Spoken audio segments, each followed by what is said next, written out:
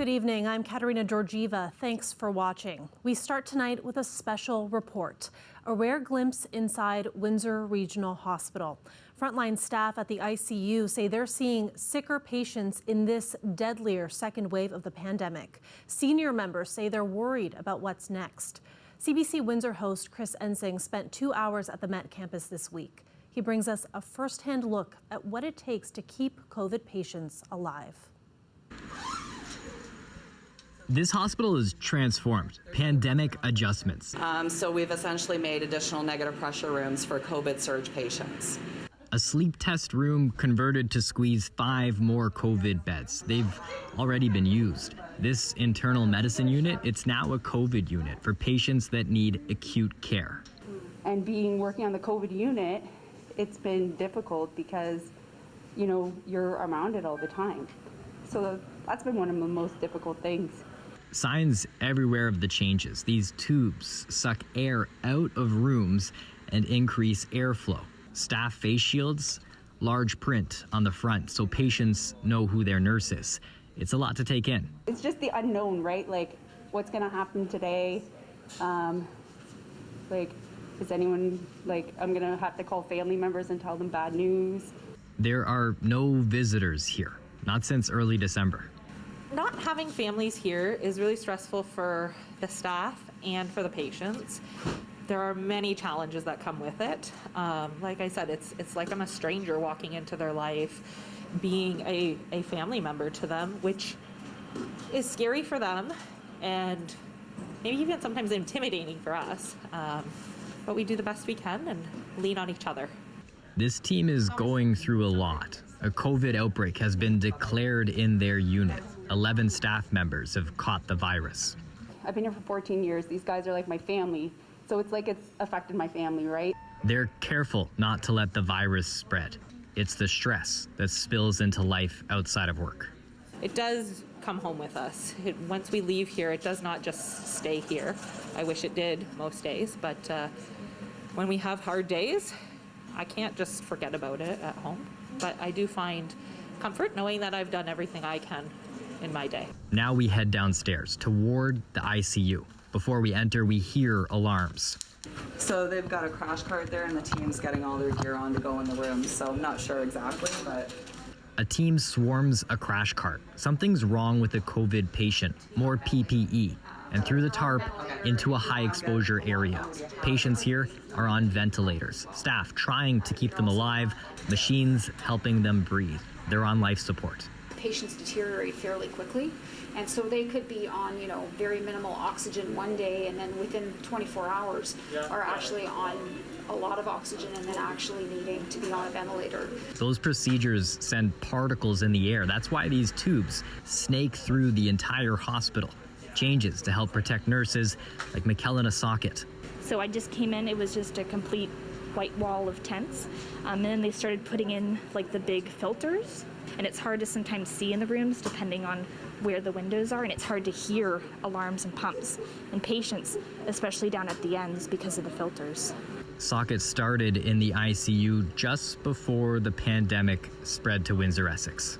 I saw those people, and those were the sickest people I had ever seen. And I thought, wow, I couldn't imagine myself taking care of somebody that sick because I'd only just started. But now these COVID patients, a lot of them are that sick, where they're on paralytics. They're on a lot of sedation to keep them comfortable. They're going back and forth from laying on their bellies to laying on their backs for 16 hours-ish at a time. Not everyone survives the ICU stay. Socket spends long hours surrounded by the virus. Going home doesn't feel like a break. We're doing more shifts here. We're taking care of more people. It doesn't really feel like it ends. You get a little bit of a break when you go home, and then you come right back in and do the same thing over again. The days are overwhelming for respiratory therapists operating those ventilators. So we're overworked. We have an average of 7 or 8 patients a person. We only have about 3 or 4. So we're at a double capacity with no extra help for it. So we're bouncing from patient to patient, and we managed to get things done, but patients aren't getting the best care that they possibly could if we had a better ability to have 1 or 2 patients. Patients can't speak once they're intubated. Slavic is one of the last people that they'll talk to. But usually before they do end up on a ventilator, it's mostly that they don't want to die. That's the most common thing, is I don't want to die. The first wave was deadly. The second, deadlier still. 40% of COVID patients that use a ventilator in Windsor, Essex don't survive. 120 people have died of COVID at Windsor Regional Hospital during the pandemic, 29 in the last 2 weeks. Today, the ICU has 12 COVID patients. The few empty rooms are managed for emergencies that are urgent, like a car crash. The hospital's chief nursing officer says the pandemic feels like an unending string of collisions. With COVID, that's what we're seeing, right? We're admitting a patient with COVID, and then we're admitting another patient with COVID, and another patient with COVID. So no matter what we do for that hour, we have to replicate that again and again and again. Based on provincial modeling, she's been told to prepare for more patients. We're preparing to be in a critical level. We're trying to avoid getting to chaos. But we're very busy, we're very tight, and we're very worried. Talk about the stress. There's still some people that don't think this is real. I live it. I breathe it here every day. I wish people in the community could literally walk in my shoes and see what I see when I am holding an iPad to a patient who is, comfort care, and we are doing everything we can to let all their family members see them, say their goodbyes, do whatever. That is not fake. That is real, and that is traumatic for everybody involved. Chris joins me now live. Chris, that was so powerful to see and to hear from those frontline workers. You were there. What was that like for you? I'm just struck by the dedication of the people who spoke with us. These healthcare professionals, for me, everything was dizzying. It was all happening fast, but you could tell that these were all procedures that were part of their daily routine now, and that while moving fast, they were doing it as quickly as they could to try and save lives. The other part of this as well, too, Kat, when we're inside the ICU there, I was able to see the patients. We were looking through those tarps to see what it was like for them to go through this experience. You didn't see a lot of movement. There was a lot of breathing that you could see in the chest, but you could see the tubes and what it took to help people breathe who were dealing with very severe cases of COVID-19. And the nurses on the 4th floor, one of the things that they spoke about as well was the frustrations they face with restrictions as well. They know that COVID-19 has changed their lives, but they follow them because of what's going on at work. They're pleading, they're begging people to pay attention, to follow what we've been asked to do to prevent that spread. Kat. Thanks so much, Chris. Thanks for bringing us that very important look inside Windsor Regional Hospital. Now, as you heard Chris say, more and more people are dying in Windsor, Essex. Today, 6 more people have died, 5 from long-term care and retirement homes, 1 person from the community. This as supply issues with the Pfizer-BioNTech vaccine will delay the rollout of the vaccine here in Windsor, Essex. The company has delayed next week's shipments to Canada while it upgrades its facilities in Belgium. Now, for seniors waiting for their turn for the vaccine, that means more waiting. It's just disappointing. You have to suck it up. It's something that is being done because it's necessary. Pandemic, this COVID-19 kills people, too many people. So let's play the game in Canada as we're being told. Locally, the delay means Windsor Regional Hospital had to stop giving out first doses of the vaccine on Monday, and it might delay the second dose for some. The CEO of the hospital says that will be done as recommended by the National Advisory Committee on Immunization. Meanwhile, the health unit has had to delay second visits to some retirement homes to administer first doses of the Moderna vaccine.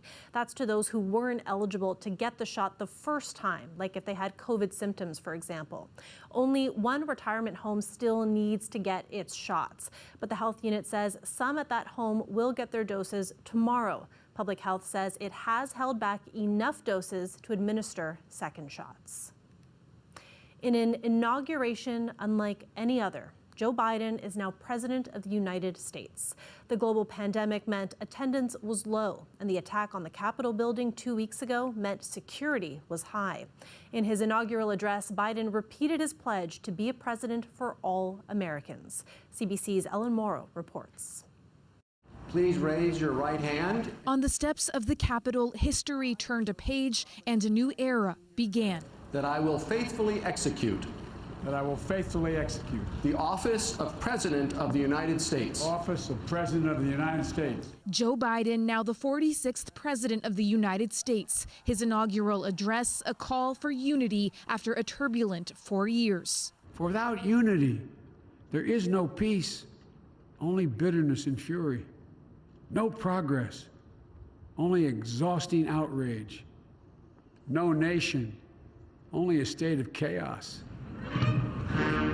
There was all the pomp and circumstance that could be mustered as the inaugural parade made its way to the White House. But the usual celebratory crowds on the National Mall were replaced with a field of flags. Washington, D.C. itself, a military fortress after a pro-Donald Trump mob attacked the Capitol earlier this month. Democracy is precious. Democracy is fragile. And at this hour, my friends, democracy has prevailed. A long-awaited day for Biden, who long coveted this office, now taking it at an extraordinary moment. A deadly pandemic raging and a nation deeply divided. Through struggle, sacrifice, and setbacks, our better angels have always prevailed. Enough of us have come together to carry all of us forward. And we can do that now. Former presidents of both parties marked the day with Biden, laying a wreath at Arlington National Cemetery. But Donald Trump skipped the inauguration, the first former president in more than a century to do so. Biden made no mention of his predecessor, but did call out the conspiracies Trump so often pushed. And we must reject the culture in which facts themselves are manipulated and even manufactured. America has to be better than this. That I will support and defend the Constitution of the United States. Kamala Harris became the first woman and the first Black and South Asian American sworn in as vice president. The Biden-Harris administration, the president vowed, will be one for all Americans, not just those who voted for them. Now they get to work. Ellen Morrow, CBC News, Toronto. Americans on this side of the border were watching today's events closely as well. A few of them spoke with me about what that was like and the historic significance of the swearing in of Kamala Harris as vice president. Honestly, I'm not a terribly emotional person, like emotive in that way. And it brought tears to my eyes to watch Kamala Harris take the oath of office and to watch Joe Biden take the oath and have this be done. We're not done by any means. I mean, it was the start of us moving forward, I think. However, it was a beautiful start. It was incredible.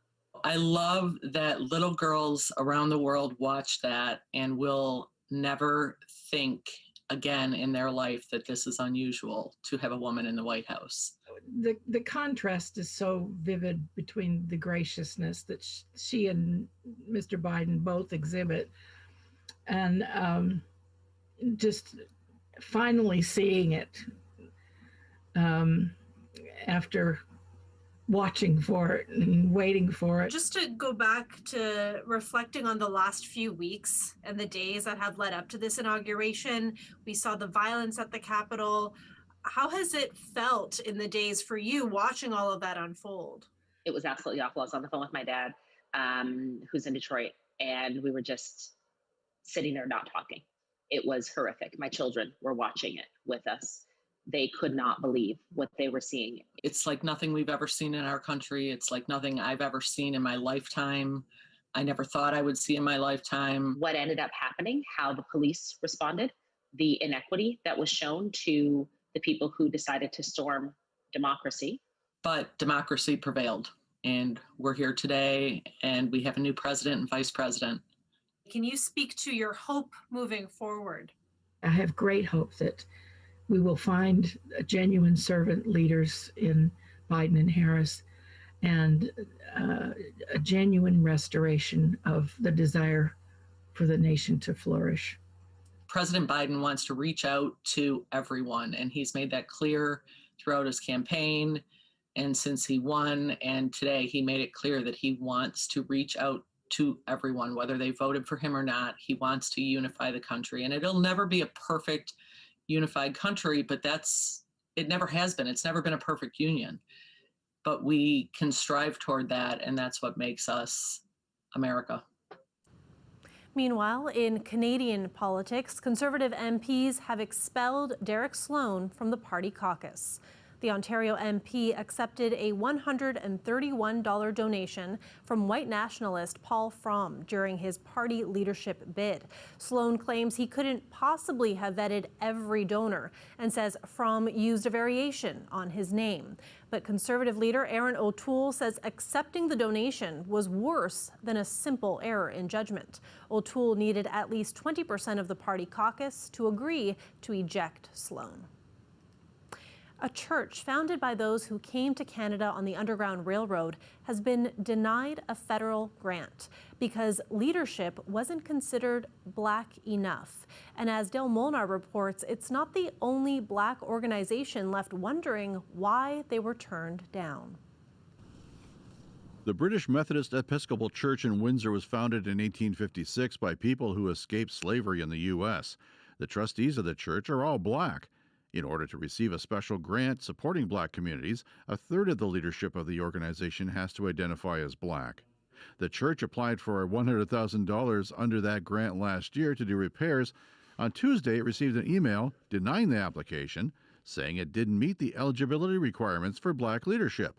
When you're rejected because of your ethnicity, or you're told that you're not Black enough to receive this grant because it was for Black-led organizations, that's it's disheartening. Descendants of the Underground Railroad was not included on the application to begin with.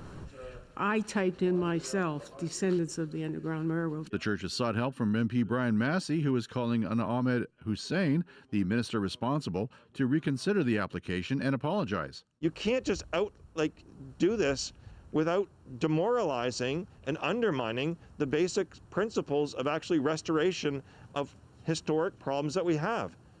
The BME Church was not the only Black organization in town to be turned down. An application by MH100, which helps inner-city Black youth, was also denied.